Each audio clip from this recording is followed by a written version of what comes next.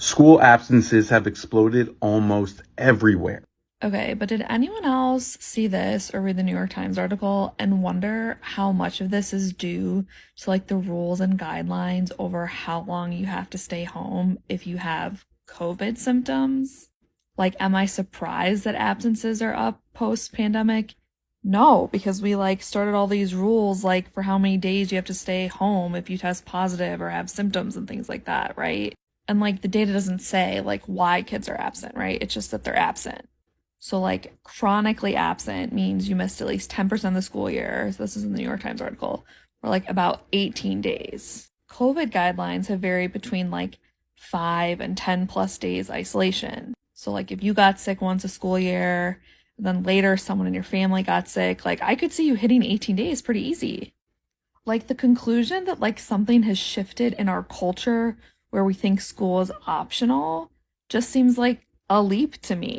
Is it not possibly just more sick days? Am I the only one wondering this?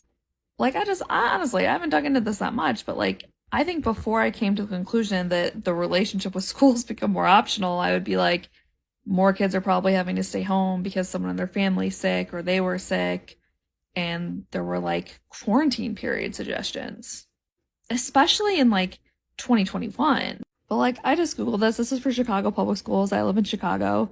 If you test positive, stay isolated at home for at least 5 days. If you still have symptoms after 5 days, continue to isolate at home until symptoms resolve. Again, like with these guidelines, I could see hitting chronically absent, like that does hitting 18 days out of school doesn't really seem that wild to me. That seems like almost like expected that that number would go up given the current climate. That just to me seems like the most obvious explanation and like something we would certainly want to look into more, but like we're gonna run a headline like this. But like instead we're gonna run with a headline that right underneath it says like our relationship with school became optional. Or is it that like our relationship with school now has to do around like public health guidelines? Again, like you miss like 18 days, they say, and you're chronically absent. Are we surprised more kids are missing 18 days of school now post COVID than they were before the pandemic? I'm not. Is it just me? Is it just me? I literally feel like this is like does not seem shocking or newsworthy at all.